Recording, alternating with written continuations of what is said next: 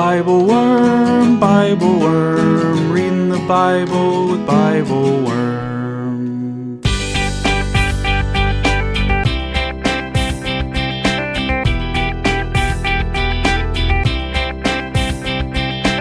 Welcome to Bible Worm, getting to the core of the biblical text. I'm Dr. Robert Williamson, Professor of Religious Studies at Hendrix College and Theologian in Residence of Canvas Community in Little Rock, Arkansas. And I'm Dr. Amy Robertson, Director of Lifelong Learning and Music at Congregation Or Hadash in Sandy Springs, Georgia. We're here every week to discuss the biblical text, both as biblical scholars and as people of faith, one Jewish and one Christian. This week we're reading Jeremiah 29, 1-14, a text so hopeful about the future that it is often found on t-shirts and graduation gifts. But while the passage is indeed hopeful, I know the plans I have for you. In the context of Jeremiah, it is a certain kind of difficult hope, a hope that must first reckon with the tumultuous present reality that will not yield in your generation or your children's generation, but only 70 years from now, when Babylon's time is up. So what then must we do in the meantime, until that hopeful day finally arrives? Build houses, plant gardens, have children, seek the welfare of the community, the whole community, the Babylonian community. For only when it thrives can you survive, until the day God's promises are finally realized. Thanks for joining us.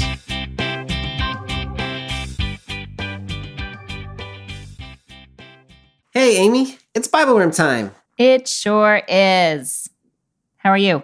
I am pretty good. My spouse has been out of town for 9 days. She walking the Camino de Santiago in Spain, which is really amazing. Oh, that is really amazing. Like she has been wanting to do that. Did she take both small children with her? She took neither small children, as you might imagine. And so this is the reason that I am exhausted, as I've been at home with 2 small children for 9 days. And it's gone fine, but I do not know how people single parent small children. Like there has been zero, like I go to bed and like at 10:30 and get up at 5. And in between there, I'm either working or parenting constantly. And I have no space in my life. And I do not know how people do it. Well, I'm very glad that your lovely spouse is getting the opportunity to do that. Me too. Pilgrimage. That is a wonderful and blessed thing. And she has been wanting to do it for many years. And her clergy group decided to go. And I think they are having a great experience. And I'm glad that I'm able to support that experience in her life. And also, dear Lord, I'm so glad she's coming home. Yeah. What's going on in your world? Well, today I have an appointment to donate platelets. Whoa. I have never done this before, and I'm slightly terrified. Yeah. And when I had my pre-screen, I was also slightly anemic. So I've been trying to eat only iron for the last several days, like just lick bars of iron. Yeah. So so if my iron's not high enough, I can't donate anyway. I don't know enough about platelets to know how does one decide to start donating platelets? Well, I am trying to donate platelets because I have a friend who has leukemia and needs platelets. And it is, it takes a lot longer than donating whole blood. It takes like 2.5 hours, but it is less draining overall because they take out the blood and they only take part of the blood and then put it and back. They put the rest of it back into you. Yeah. So I don't know. I am afraid. However, we can do hard things, Bobby. We can do hard things. And maybe, do you get to watch a movie or something? Yes. My daughter did it last week, and she said, you get to watch a movie, but you can't move your arms because there is a needle in each arm. And I was like, oh, God. That is fair. Yeah. Well, but you know what? If my friend can actually live with actual leukemia, I can sit with a needle in each arm for 2 hours. I can. Yeah. I can do that. I can. Amy, you are just a good human being who inspires me in all the various ways. We're going to see how this goes, Bobby. Next week, I might be like, I ran out of the room screaming. The first time I ever gave blood in college, I gave blood. It was in this big open room. There was, 100 people in there, and they were on this table. And when I got done and I stood up, I almost passed out. And so they made me lie back on the table and do bicycle kicks in the middle of this room. I was 18, trying to be cool. Doing bicycle kicks in the middle of the I've never room. heard bicycle kicks. Yeah, like I tried to get blood to my head by making me I do think bicycle actually kicks. they were just messing with you. They I think might you have had been. to They lie totally down, were. and then they were like, "Now kick your legs. Yeah. Now sing a song." But then they gave me a Nutter Butter, and Nutter Butters make everything better for me. And I only eat Nutter Butters when I give blood. And so, That's nice. yeah. That's good. So it's delightful. Maybe you'll get like 2 Nutter Butters when you give platelets. Maybe. I mean, we'll see. Amy, the narrative lectionary this week is moving us on to Jeremiah. We are headed toward Advent, but we don't get there yet until next week. And so this is our final week prior to Advent of the narrative lectionary cycle. We're in Jeremiah chapter 29, and the narrative lectionary gives us verse 1 and then verse 3 to 14. I cannot quite figure out why they skipped verse 2. Doesn't like verse 2. We're gonna put verse 2 in there. It's gonna be great. You're going to regret it. So 29, 1 to 14. Last week we were in Isaiah chapter 9. And so we have moved a little bit forward historically speaking. Can you help us orient to where we are as we read Jeremiah? Yeah. So it's funny, as you were talking, I just was sort of picturing the sort of like timeline of the biblical prophets or of, biblical history. And there's this like heat spot right at the 587, the destruction of the temple, where it sort of is like, I don't know, just sort of everything is sort of orbiting around that in some way for me. And so, we haven't moved that far forward in history, but what we have done is moved really right around that central point in the story to me. So Jeremiah, the exact dates that he was prophesying are a little bit, I don't know, scholars debate about it a little bit, but I think what we really need to know is that he is the prophet who lives through this time period. He lives before the destruction of the temple. He lives through the first exile when a smaller group of folks are exiled. He lives through the destruction. He is really grappling with a lot of anguish about what's happening, empathy for his people, anger at God for putting him in this position to have to speak this word to the people, but also a defense of God's righteousness in carrying out this plan that God is carrying out, trying to give the people hope, but not sort of false hope. Right. I mean, things get really, really real. With Jeremiah. He's seen some things.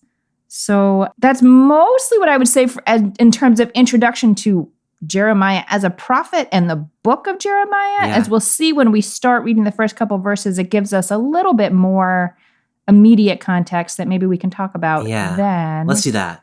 Okay. Jeremiah's prophetic career, as you're saying, is such a profound one. Like, he started his prophetic career in the reign of Josiah, who, as you know, was the great king that everybody had hope that he was going to restore everything. And he discovered the scroll of Deuteronomy and the temple, and he underwent a reform, and everything seemed like it was going to stabilize. And then 20 years later, we've got the Babylonians on the scene, and we're sort of starting to head into the exile. And Jeremiah was a prophet through all of that, the highest of the highs, and as today, as we'll see, the lowest of the lows. And so what a roller coaster of a career Jeremiah has, prophesying hope and doom and and hope yet again, all of these things. Yeah. Full range. So we are in the early part of the 6th century BCE as we pick up with Jeremiah today.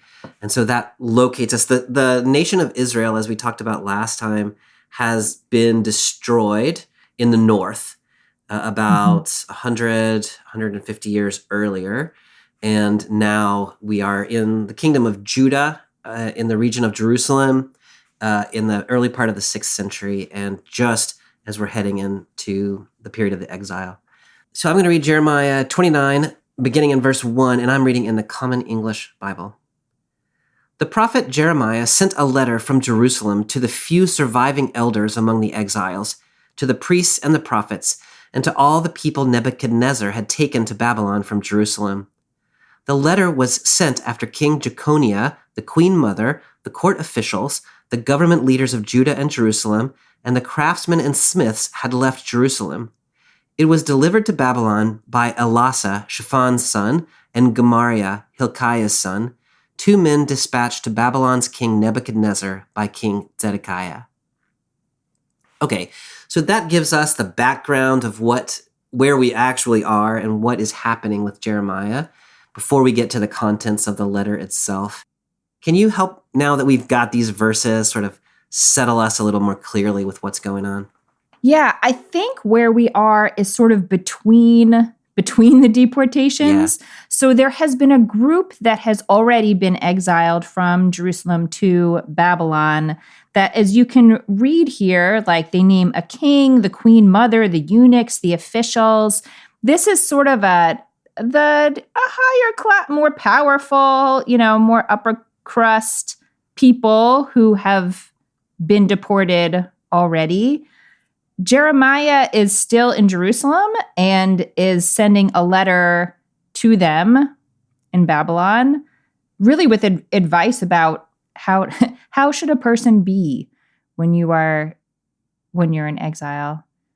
Yeah, this is such an interesting moment in the history of Judah. King Jeconiah, who we see here, sometimes we see him called Jehoiakim, was on the throne in Jerusalem, and he has angered Nebuchadnezzar in some way, probably not properly paying taxes and tribute. Mm-hmm. And so Nebuchadnezzar has come and his armies have captured Jeconiah and the muckety-mucks, the senior officials, and taken them away into Babylon, into exile. And now there is another king on the throne who is placed there by Nebuchadnezzar. He's Judean, Zedekiah, and he's now on the throne in Jerusalem. And so we are between that 597 exile, the early deportation, and the real 586 when the temple gets burned down and there's a more sizable deportation. And so this is a really tense moment in Judah. Jeremiah is still back in Jerusalem, as you were saying. A lot of the important officials have been taken away into Babylon. And so we've got this sort of, some of us are back here in Jerusalem, some of us are over there in Babylon. Mm-hmm. Is this thing over? Like, was that it? Right. Or is there more yet still to come? Like what? Right. It's a very tumultuous period. I think that point is so important to just like really force us to sit and hold that, because we know reading this that like, no, we're in between 2 deportations and the temple's about to be destroyed. They don't know that. And so exactly as you're saying, they know something big and really destabilizing has happened. And it's sort of like I don't know, I can picture them sort of like bracing themselves a little bit, like where are we? Was that the whole earthquake or just where, yeah. If you go back one chapter before this to Jeremiah 28, there's a famous encounter between Jeremiah and another prophet whose name is Hananiah, and they are arguing about exactly that point. And Jeremiah is saying, this is going to be bad, y'all. And he walks around with a wooden yoke on his neck. And Hananiah says, no, there's peace is coming. It's going to be short duration and everything's going to be restored. And he breaks Jeremiah's wooden yoke. And so Jeremiah comes back with an iron yoke on and is like, hey, now it's going to be really, really bad. And so we see in this text, like the prophets themselves are arguing about how bad is it going to be. Jeremiah is on we're just at the beginning, and Hananiah and other prophets are thinking like, no, this is almost over. Right. And so this is always, as you're saying, this is the way it is when we're in tumultuous times. We don't know where we are in the tumult until it has settled itself out sometime later. And I think the nature of the advice that Jeremiah is going to give, I shouldn't say advice, that makes it sound like it's from him personally, but the word of God that he will deliver speaks precisely to that question and to the fact that there are other prophets who are saying other things. Yes. Amy, I just want to notice that in verse 1, the text says, to the people Nebuchadnezzar had taken to Babylon from Jerusalem. And I don't know how important that's going to be, but right here, it is Nebuchadnezzar, the king of Babylon, who is said to be the one who has come and captured the people, which historically is what has happened. And so he's the exiler here. We're going to see a little bit later that there's going to be a theological interpretation of what has happened, in which Nebuchadnezzar is not the primary actor. Yeah. We get a list, and I mean, maybe the reason the narrative lectionary has skipped verse 2 is because it's just a list of the people who have gone into exile. Yeah. Do you notice anything in that list of people who have gone into exile that stands out to you? I'm not sure what exactly to one would do with this, but it stands out to me that the first part of this is sort of, they seem like the palace staff, the king and the queen mother and the people who worked in the palace. And then also the artisans. I noticed that too. The makers of things. Yeah. I don't know what to make of that. I don't know if it's a class differentiation or if there is something about the makers of things that gives them a kind of like power in society that you want, that Nebuchadnezzar wants to have removed from their midst, or I don't know.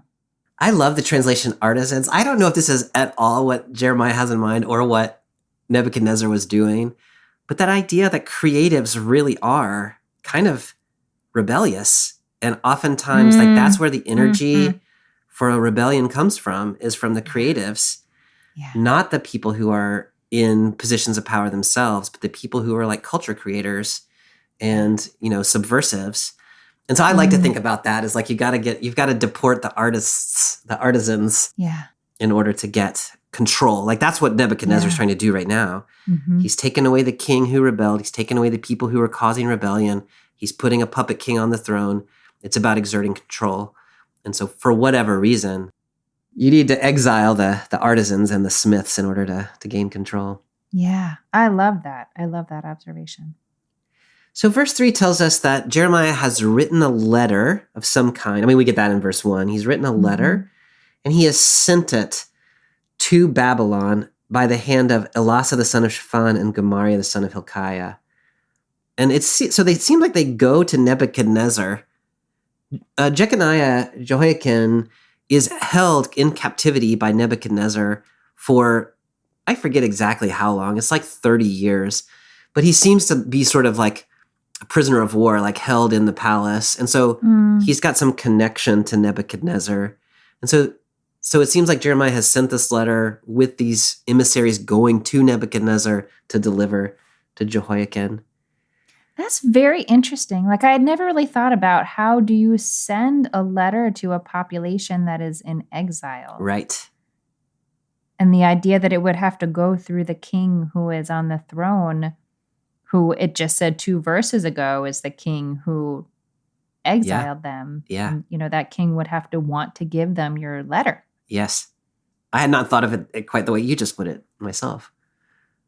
Amy, it's so interesting in verse 3 that the letter is sent by, so I don't know who Elasah and Gemariah are, but they are said to be the sons of Shaphan and Hilkiah. And if you go back to the story of Josiah, where, in which Jeremiah was the court prophet, then Hilkiah was the high priest at the time, and Shaphan was the chief scribe at the time. And so one way of reading this, I mean, you never quite know for sure who we're talking about, like different people have the same names. That could just be a popular name. There's a lot of people named Bobby. I mean, exactly. Maybe a lot of It's people true. are named Most of them go, anyway. Shaphan. Yeah, so we don't know for sure, but there is a connection there that maybe these are the sons of the scribe and the high priest who were in the court of Josiah, the sort of great king, and have been sort of on team Jeremiah this whole time. I don't know that connection really matters that much, but we've been thinking a lot about generational shifts this fall. Yes. So maybe here we have another one. Yeah. Yeah. I like that a lot, that connection. That really paints a picture. They're not just messengers. Like, they may really have a deep familial connection to Jeremiah. Yeah. All right, so now that we've kind of got a sense of the context, let's see what the letter says. Beginning in verse 4. The Lord of heavenly forces, the God of Israel, proclaims to all the exiles I have carried off from Jerusalem to Babylon, build houses and settle down, cultivate gardens and eat what they produce, get married and have children. Then help your sons find wives and your daughters find husbands, in order that they too may have children. Increase in number there, so that you don't dwindle away. Promote the welfare of the city where I have sent you into exile. Pray to the Lord for it, because your future depends on its welfare. The Lord of heavenly forces, the God of Israel, proclaims, don't let your prophets and diviners in your midst mislead you. Don't pay attention to your dreams. They are prophesying lies to you in my name. I didn't send them, declares the Lord. Amy, the reason I paused a little bit ago to point out that the text describes Nebuchadnezzar as the one who carries the people away into the exile is because here God says to all the exiles, I have carried off from Jerusalem to Babylon. Yes. So now we have a theological motive that is not exactly the same as the historical motive. Right. Can you talk to me about the significance of that as you see it? Yeah. I mean, I'm so glad you pointed out that the chapter opens by saying it was Nebuchadnezzar. A lot of, I think, what Jeremiah is doing in this historical period is trying to make some kind of sense of what is happening in light of the theology that they hold as a people. And so the idea that Nebuchadnezzar is powerful enough to take God's people, God's king, from Jerusalem and move him to Babylon, that's a real problem for their theology. Yeah. Now, if you read it instead as God always works through people, God, that is the way that God always works. Yeah. And so, yes, it looks like it was Nebuchadnezzar, but actually this is how God's plan is playing out in the world. That's a really different thing. Now we don't have a tension, such a direct tension between God and this foreign king. And also for me, it really changes the way that you think about this fascinating and really difficult imperative to pray for the welfare of the city you are in. I really appreciate the way that you're saying that, Amy. We talked about this a few weeks ago when God appeared to Moses and said, I have come down to rescue the people from Egypt, so you go and declare to Pharaoh. And we talked about that God works through people. Yeah. And there it was like this beautiful sort of the God of the people works through the leaders of the people. Mm-hmm. But here, as you're saying, it's the God of the people working through the enemy of the people. And that is harder to stomach. So the people that you think are your enemy, the people who just exiled you, who just deposed the legitimate king and carried people away into exile, the person who is causing harm, he's writing to the people who got deported. The person who has deported you to Babylon did it because I sent him to do that. That is painful to me just to say, but to think about what that would be like to hear that. And so you can imagine the exiles are like, oh, Nebuchadnezzar, we hate that guy. Yes. Mm-hmm. And God is saying, he's just doing what I told him. And as you're saying, he couldn't have done it without me. And a little bit like God only sends them into exile because they, at least in the theology of Jeremiah, they deserved to be sent into exile. Yeah, that's harder to shake your fist at. Amy, you're pointing to these imperatives. So now that we've set that backdrop, the God who sent you into exile, these imperatives that you're talking about, build houses, settle down, cultivate gardens, eat their produce, get married, have children. Yeah. I could imagine that if you had been exiled by a foreign king into Babylon, that you would be protesting and, raising arms and trying to rebel or at least cursing the place that had carried you into exile. And this is not that at all. Can you help me think about what God, through Jeremiah, is instructing the people to do here? It's so interesting, Bobby, because for whatever reason, my mind didn't go to that very logical place where your mind went, which was you would fight the human forces that had brought you there. My mind was going to the sense that you get in some of the New Testament texts that you are in a very short window of time between the crucifixion of Jesus and Jesus's return. So don't start families. Don't, This is Paul's advice. This is a really short window. Just you might as well just put on your shoes any day now. This is going to be over. And I feel like once God has said, no, it was I who put you in exile. If the people accept that and accept that raising arms or fighting against the forces in Babylon is not going to do anything if God's the one who sent you there, the next thing I would think is okay, so we're just supposed to wait. We're being punished. We're supposed to mourn. We're supposed to put on sackcloth. We're supposed to, what are we supposed to do? I would not think the thing you're supposed to do is plant gardens. Yeah. This is really make yourselves at home, guys. Make a home for yourself in this place that you don't want to be. And these are long-term things. I mean, build houses, plant a garden, that takes a long time. They're talking about multiple generations here. Marry off your children. They should have their own children. This is a long time.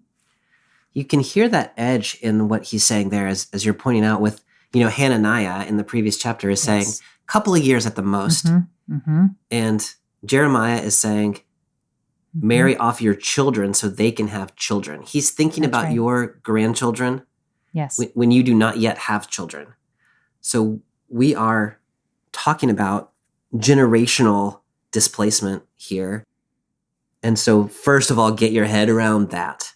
Yeah. And then second of all, it's about the survival of the people. And here it's not even really about survival. It seems it's about thriving. Some of this language reminds me of Genesis, be fruitful and multiply and fill the earth. Yep. And a little bit of Exodus too, where it's the people become numerous when they're in Egypt. Yes. And here it's don't dwindle away while you're in Babylon. Yes. And so there is this, it's going to be long, but it is yet still possible to thrive, not just survive, but actually grow. Yes.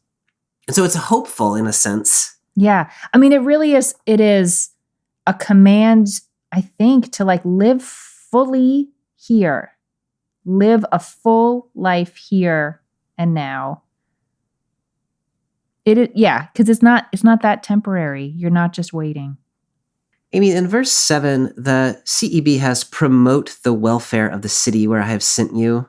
Mm-hmm. What does the NJPS have there? Seek the welfare. Oh, I was hoping I was going to say peace.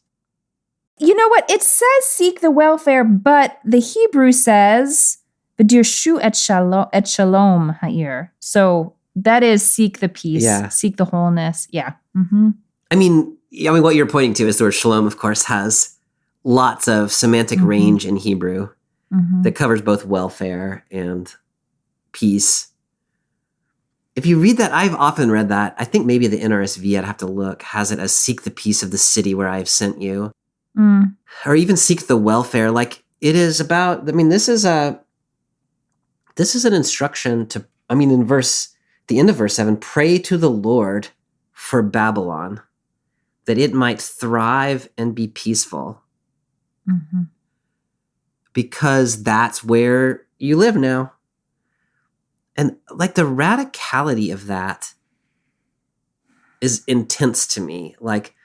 These ones who have come violently against your city and forced you and your families into exile, pray for their well-being. The reason that's given is because your future depends on its peace. Mm-hmm. Can you help me think about what Jeremiah is saying there and how maybe it would be received?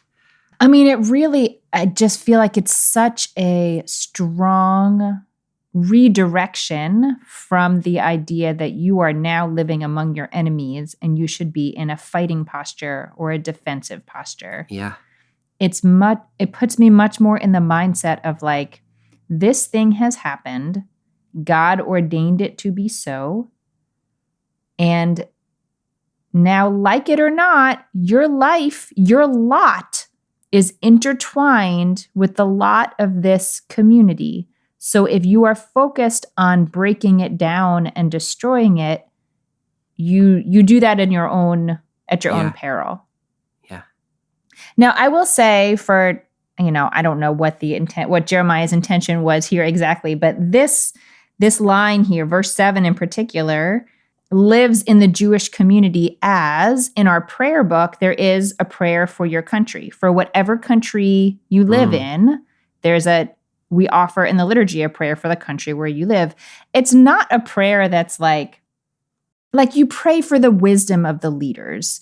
You pray for the, peace within the land. You're not praying that they are successful in every endeavor that pops into their minds.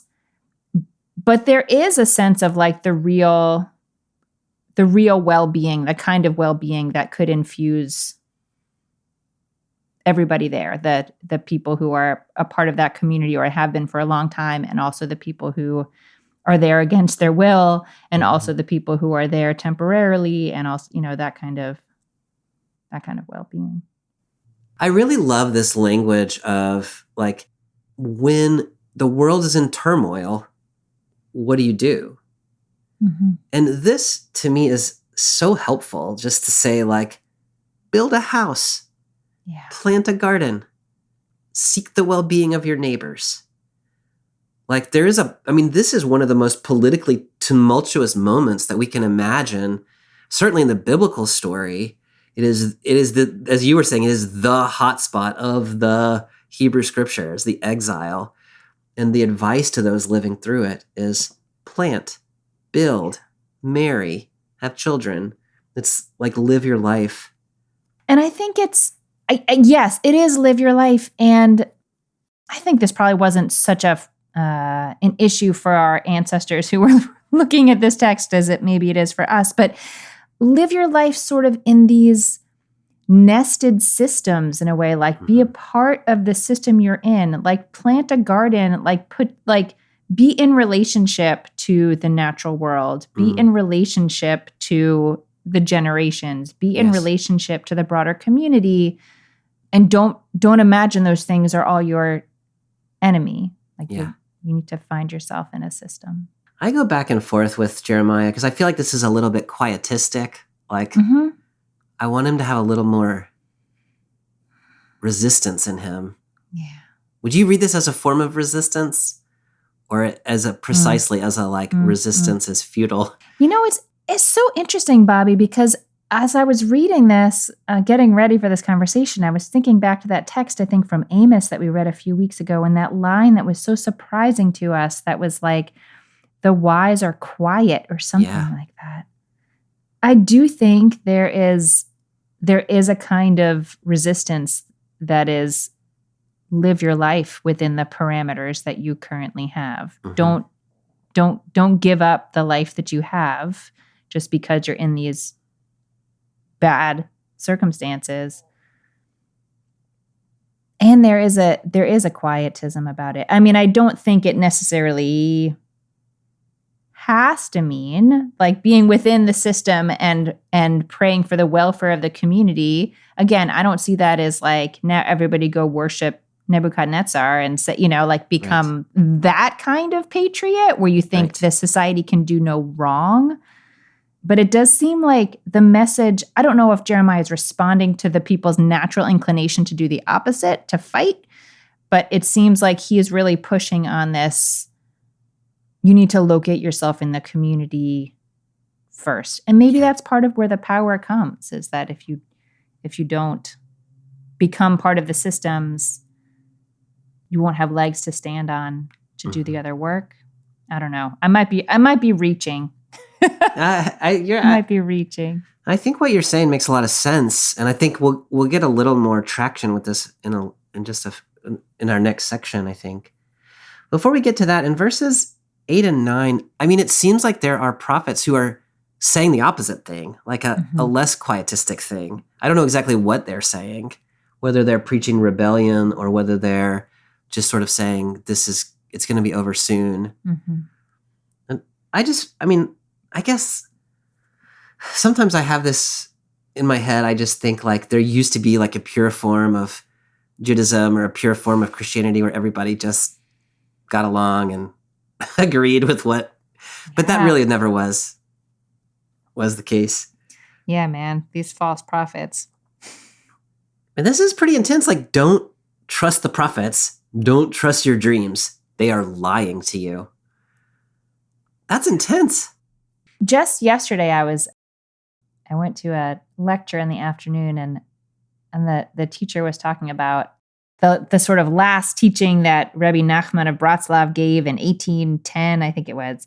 And he was really focused on the importance of our imagination as a way to access a different kind of reality, not to access something that is fake, but to sort of a different pathway to a more expansive reality and a sense of God.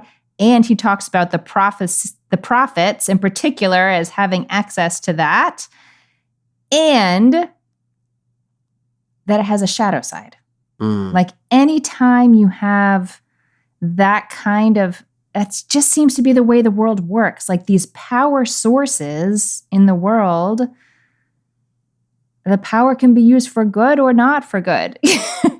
And so how one actually discerns who is the real prophet and who is not, I feel like the biblical text does not do a great job giving us some kind of like litmus test or, you know, how exactly you're supposed to know. To wait and see how it works out before you know who's the true prophet. That's poor advice. But I think the truth that there will always be someone who is preaching exactly the opposite. Yes. And no one's going to be able to tell you like,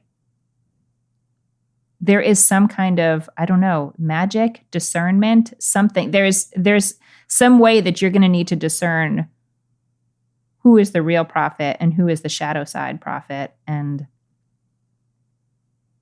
I don't know how to do that. But the fact that that is present in the world. Yes. Yeah, I think that has always been present in the world. And you 100% know those other prophets were saying exactly the same thing about Jeremiah. Yes. Like that guy is lying to you. Mm-hmm. So if you were a true believer, you would be doing this other thing, which is rebelling against Babylon or holding firm to Jerusalem or whatever it is. And so if you're just a person in the midst of that prophetic struggle, like figuring out which sources to trust, yes, is really complicated. Yes, it really is. And it has, maybe this is a little crass, but it has me thinking of our own divided media sources now, which is a very different thing than prophecy. But it is also true that, like, depending on your source, they will, with equal power and fervor, say exactly opposite things. Yes. Hi, y'all. It's Amy, one of your friendly co-hosts, and I want to tell you why Bible Worm is important to me. There's a Jewish tradition that Torah study is best done with a partner, a Havruta, we call it, someone who pushes you beyond where you would have gone on your own. Bobby was essentially my Havruta for 10 years of grad school, and I've never found a thought partner quite like him. So when he asked if I wanted to read texts together, there was no real thought process before I said yes. The decision to record this podcast the way we do was risky. We don't have a script. We don't pre-talk things. We are thinking together live. And it is my hope that precisely because of that, you feel invited to think along with us. Because everyone needs a Havruta.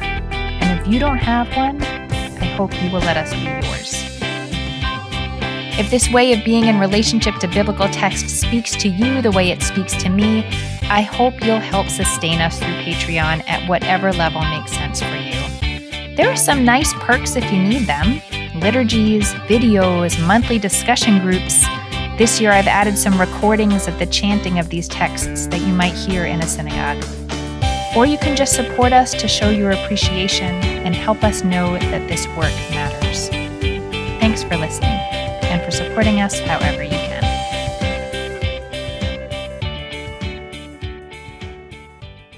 All right, Amy, this oracle takes a bit of a turn toward the positive, maybe, in verse 10. So let's see what the Lord has to say there.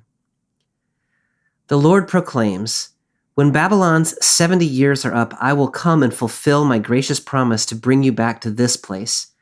I know the plans I have in mind for you, declares the Lord. They are plans for peace, not disaster, to give you a future filled with hope. When you call me and come and pray to me, I will listen to you. When you search for me, yes, search for me with all your heart, you will find me. I will be present for you, declares the Lord, and I will end your captivity. I will gather you from all the nations and places where I have scattered you, and I will bring you home after your long exile, declares the Lord." This verse, "I know the plans I have in mind for you," I don't know, this is very popular amongst the high school graduates, or maybe among their parents and grandparents who give them like t-shirts emblazoned with this and things such as that. Which I think, like, it's such a beautiful statement. I know the plans I have for you for peace and not for disaster, for a future filled with hope. Like, I love that. I love it. But it reads differently when you put it in the context of verse 10, when Babylon's 70 years are up, then. So we're talking about there's a hope, but it is 70 years is a long time. Yes. Yeah, it reminds me of when the Israelites were wandering in the desert and it became clear at a certain point, and God said in a less gentle way than here, you guys are all going to die in the wilderness. I just cannot with you. Your children will, I will still bring your children into the land, but you're not going to see the land. Yeah. And that's how this sort of rings for me, like 70 years. Yeah. That's a whole life. I really love the way that you're reading that. Like, people have tried to pin that 70 years down, exactly what that means. And Daniel's going to play with it later. And then Revelation plays with it in a different way even later. But the way I read it is just the way you put it with such a beautiful expression of that is 70 years is a lifetime. And so the message here is you, dear reader of this letter, are not going to be there out. You're not getting when out. this happens. It's going to happen for your children or for your grandchildren, but you're not going to see it. And so it is a hopeful promise and simultaneously a statement that there's no hope in your lifetime. Right. And so the plans I have made concerning you, it is you as a people. It is not you as an individual. Right. I'm so curious when you imagine what it would be like to be an exile who reads this and realizes, like, oh, it's not going to be in my lifetime, but it's really a beautiful idea. Peace, not disaster, a future filled with hope. Like, I just don't know how, like, can you imagine how that would feel? Says the INFP to the INTJ. Yeah. It is a real gear shift for me. I mean, I feel like everything Jeremiah is saying here is a real reframe of what's happening. And to me, it's like you are you are a link in the chain. You honor your descendants. But the core of this and like I'm telling you, live your life in Babylon. But the core of this promise is for a different generation. And so if, of course, well, I guess I don't know if ancient minds were as self-centered as modern minds. I remember in our own political times for a long time now, I have had the very sort of selfish thought, like, but I don't want to live during this time. I only get to live one time. And I don't want this to be the time. Yeah. I don't want to be the one fighting for this. I want to do the things I was doing before. Those were great. Yeah. So I don't know if ancestors reading this text would have thought so selfishly about it as I have when I've looked at the political situations in which we live. But I don't know. That was a lot of words. What are you thinking, Bobby? No, I think similarly to you. It reminds me a little bit of Moses, who we were talking about a few weeks back, who gets the message, like, you were going to lead this people wandering through the wilderness for 40 years, and you're going to bring them to the cusp of the promised land, but you yourself are not going to enter the promised land. And I always think how sad that must be for Moses. And I mean, I think it is sad for Moses. And I think it is meant to be read as sort of a look at all the labor and all the wandering and all the complaining and all the keeping the people together. And then he's not going to actually get to experience the next thing. And the situation of these exiles reminds me of that. You're going to be in the exile, the wilderness, and all you can do is keep doing the next thing and planting and building, marrying. But you're not going to get to see this hope break. But I promise you that it's there. And as you have kids and imagine grandkids or have grandkids,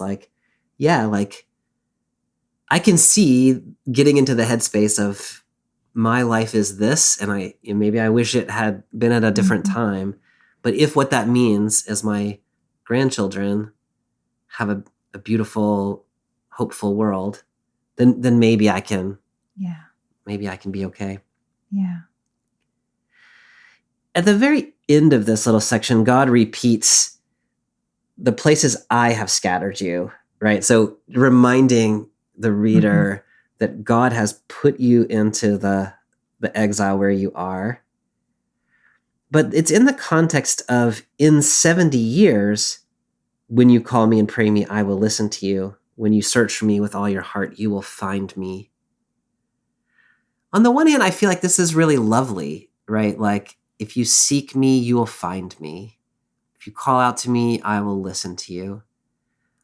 But it seems to be saying, but that's not going to be the situation yet still for a lifetime. Do you read this as God has sort of stopped God's ears? Or do you read this as the current generation is not capable of truly seeking God? Or just there is a timeline and the timeline shall not be violated? Do you know what I'm asking? Yeah. Like we've already said, okay, you're not going to come back from exile during your life.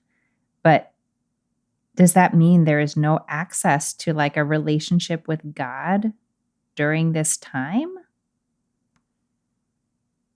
I hadn't thought about it quite that way before, Bobby, and that feels really excruciating. Like that feels, I don't know. I don't know what to do with that. I can't hold that. I can't hold that idea. So I don't know. I don't know. How do you read it? I was hoping you were going to solve that for me, because I struggle with it. Because it seems to be God saying, I'm not going to listen to you for 70 years. But then I will. And I mean, Jeremiah's theology, which is also the theology of Deuteronomy, is that the exile is a punishment because the people were not able to turn their hearts back to God in the way that, say, Amos had asked us to do. And so, like, what else can I do? And so God has called Nebuchadnezzar to sort of invoke the punishment, but it's not a permanent punishment. It's not a annihilation punishment. It's like we've just got to reset. Yeah. It's super trite. This is about as trite an analogy as I can possibly imagine. But as a parent of a young child who has to have timeouts from time to time for things that he has done that I need for him not to do anymore.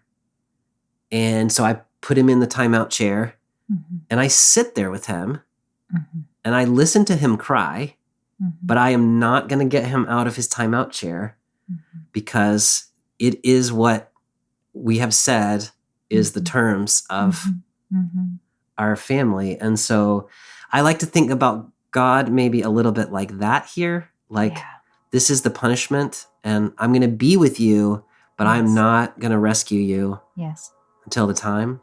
No, I love that example actually. And, I was thinking before you offered that about like Psalm 23, though I'd walk through the shadow of the valley of death, you are with me. It is a relationship. Like, I feel like there's some tension between your relationship with God and then like your system, the theology, the household rules, like that all has to happen. The system is what it is, but there can be relationship that endures through that. It doesn't overturn the system, but it doesn't mean that the system is the only way that you would interact with God. Does that make sense? It does, yeah. When I come back to this verse 11, I know the plans I have in mind for you, declares the Lord. They are plans for peace, not disaster, to give you a future filled with hope. And I just want to remind us where we are historically, which is somewhere within a few years after the first deportation and a few years before the destruction of Jerusalem and the second deportation, and then a 50-year exile. And so I guess my question is, does the idea that God has plans for the future, even though, it's not just that we can see in retrospect, it's that Jeremiah could see in real time that things were going to get even worse before the plan played out. I guess I'm just trying to think about the plan. Like, is it like, it's one thing to say like, there's going to be hope again in the future. It's always darkest before the dawn. Yeah. And here there is I have a plan for you and I know what it is and it's going to be good. Does the existence of a plan helpful? I'm really glad you went back to this verse because I want to ask you a question about the Hebrew that does relate, I promise. But I've been sort of turning it over in my head to see, does that change how I understand this verse? And the issue is at the very end of the verse, the translation, the NJPS also has to give you a hopeful future.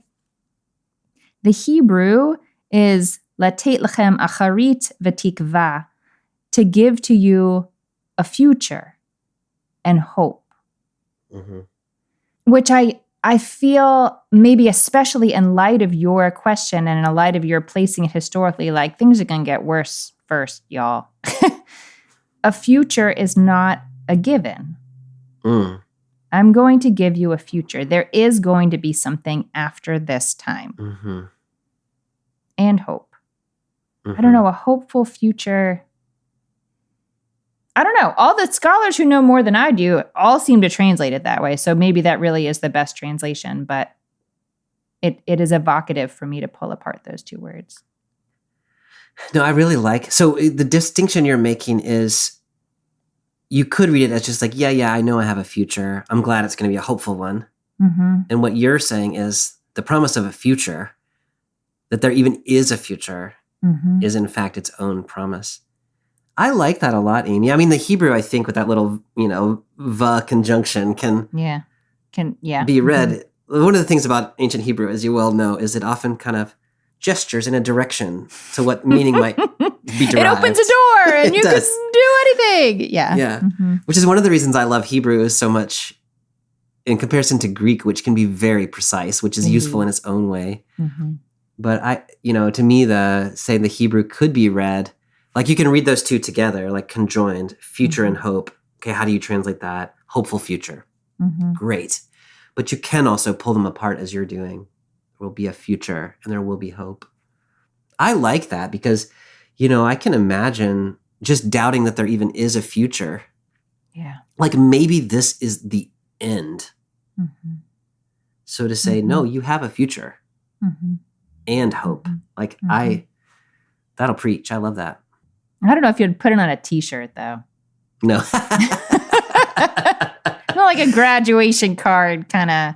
Yeah. Yeah. Mm-hmm. I did a retreat for high school seniors a few years ago where I pulled out biblical verses that get used in weird ways and told them what do they actually do in context. And this is one of them. Nice. And they were all, I think I traumatized them a little bit. Because taken out of, I mean, it's a beautiful verse, but it is beautiful. Taken out of context, it is like tritely beautiful. Trite might not be right, but simplistically beautiful. Future's bright, but like we're going to go through some stuff, but there's a future. Yeah. Beautiful in a different way. Yeah. I think one other thing that maybe is worth bringing up, just, I don't know, maybe in the area of like biblical trivia, like you were teaching those students, or maybe real messages. Verse 12 and verse 13 are both sort of callbacks to other places in the biblical text, which makes this, so verse 12, I think, is calling back to Isaiah chapter 1, where it seems like those things are not going to happen. Yes. And then verse 13 is Deuteronomy chapter 4. And that helps me in terms of this whole like context and sort of rootedness. Like we're still inside this. You are in the kind of experience being in exile that you have never been in before. And it feels like you are just on another planet and have no relationship to what has been. And in some ways, I don't know, this idea that maybe God has kind of put you on ice. Yeah. That's a real force in this text. But I think the grounding in other biblical texts for me helps it feel a little more like this is not a random thing happening. And while things are not okay right now, they also are unfolding as they should. I really love that, Amy, and the gesture back to Deuteronomy and the idea of people seeking after God. Like that's really important in the reading of this text for me. And this idea that, the exile, according to the Bible, doesn't come out of nowhere. It comes out of people losing sight of seeking after God and doing justice. And this idea that things are going to be easily repaired and everything's going to be back to normal is kind of a refusal to like actually look at the deep problems that are in the world and in the community. And so this is a little bit saying like, once you have sort of realized that you need to seek again, and then you really will correct the things and you really will do justice for the widow, orphan, and stranger, then things will get in motion. And so it's not just we're waiting out the clock. It's that there's some real work that needs to be done on behalf of the community that's in exile to process the reasons for the exile and to seek again in a genuine way to which God will respond. Yeah. All right, Amy, as we're reading this text in this place and time, and we're thinking about the ways in which it connects to our own world and communities of faith, what is rising to the top for you? I think I have a real love for this text, Bobby. And part of our conversation is making me wonder whether I should be cautious about my love of this text or not. Because as you're saying, you can lean into a text like this and land in a sort of, I don't know, quietude, or sort of bury your head in the sand, like, oh, well, we'll just, take care of our business and build the best life we can and kind of not worry about the broader system that we're in. I don't think that's a good word for us today. But I also know that it is true, because I know many people who are struggling with this right now, that when we are living through really difficult periods of time, it is critically important that we also let ourselves live in them. Yes. And that if we only are focused on what is horrible and broken and don't spend any time in the garden and don't spend any time with our families and don't in ways that make sense for us and align with our systems of fairness and whatnot, but like support the community that we're in, find the good within it and see what more good we can draw out, we're not going to make it. Like, we're not going to have a future and hope if we if we don't make it through our time in, proverbial Babylon. So I think that's what this text is really offering for me today, is a word for people who are in such straits of anxiety that it's like they are sacrificing their own lives. They refuse to see what joy there is, and they do lots of good in the world, and they suffer maybe more than a person can bear. I don't know. I hope this text can offer people some spaciousness to live through difficult times and build a life even so. Mm-hmm. That's beautiful, Amy. I think my thoughts are somewhere similar, maybe in a slightly more depressing way, which is I feel like often the case. Yeah, let's hear it. But, I think that the part of the message here is Jeremiah is saying, you think that there's an easy fix for this, but there's not an easy fix for this. It is so far gone that it can't just be all set right again 2 years from now or 3 years from now or whatever the case might be. And I think this text is challenging me a little bit to settle in for the long haul, that maybe we're not in a blip that goes away easily, and that the hope that there is might be a generation or two down the line. And so if I try to inhabit what that would feel like to them, like in our own time and place when the world seems to be falling apart in ways that I don't know what to do about, and sort of settling into maybe this is the reality that we have. And then the message becomes, for me, what you're saying, that, okay, so what then? Planting the gardens, building houses, having families, and seeking the well-being of the community, not just of my own little sphere, but the well-being of the community, and reminding the community that there are, our futures are all tied up together. Yeah. And so wherever we find ourselves in relationship to the power at the top of the pyramid, us down here on the ground, we are all tied up together. So seek the well-being of the other. Mm-hmm. The bit that's in there about when the 70 years are up, it cuts two ways, right? Because it's 70 years, but it's also Nebuchadnezzar's reign is already predetermined that it is going to yield. It might not be when you wish it was, but it's coming. And so the task is to survive and to thrive until the tables turn, and then future is possible. The other thing that is here for me is this bit about then you will seek, that you were pointing us to a little bit ago, which is to say, we didn't end up where we are by accident. We ended up where we are because we as a people, we as a society, we as people of faith lost track of some things that are fundamentally important to who we claim to be. And I don't know exactly who the we is in there, but I'm pretty sure I'm part of the we. And I just don't know how far it extends beyond me. And so what is it? What is it that we let go of? What is it that we need to recommit to? What justice have we let go by and said, well, okay, I can live with that. And reminding ourselves of the task given in Deuteronomy about loving God and loving neighbor, and going back to those fundamentals as well, and teaching our children and our grandchildren, right, so that they know to seek the Lord when the time comes. That's right. That's where I am. That's a good word, Bobby. I like it.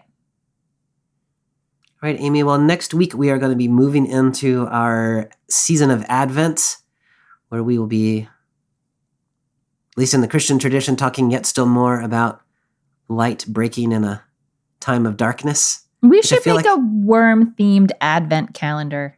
We should. Yeah. I like that idea. Sorry, you were saying. Next week. See, when you say things like this, then now people are like, ooh, Ooh. worm-themed Bible calendar. Yeah. It could happen, Amy. It could It happen. We could. have lots of ideas. I've been sort of writing them down over the years. Maybe in 70 years when we are retired, Yeah. and we have plenty of time for extra things, we can make some of these Worm calendars. worm Yeah. calendars I and think other so. things we talked. Mhm. All right, Amy. Well, our text next week is Daniel chapter 3, verses 1 through 30, which is not always read as an Advent text, but that's the way But that's what's happening. that's what's happening in the narrative lectionary. So I'm looking forward to reading that text with you. Thanks so much for this conversation. I learned a lot from you as usual. Me too. Be well, Bobby. I'll see you soon. Bye. Bye. Thanks for joining us for this week's episode of Bible Worm. If you've enjoyed this free podcast, we hope you'll help us keep it going by joining our Patreon for as little as $4 per month. You can also sign up for other goodies like early access, video lectures, weekly liturgies, and more. Visit patreon.com/BibleWormPodcast for details. Bible Worm is produced and edited by Bobby Williamson. Our theme song is sung by Colin Bagby, and our theme music is The World at Large by Dano Songs. Many thanks to all our Patreon supporters for helping make this podcast possible. Join us next week as we enter the Christian season of Advent with Daniel 3, 1-30, the story of Shadrach, Meshach, and Abednego thrown into the furnace. Until then, keep on digging.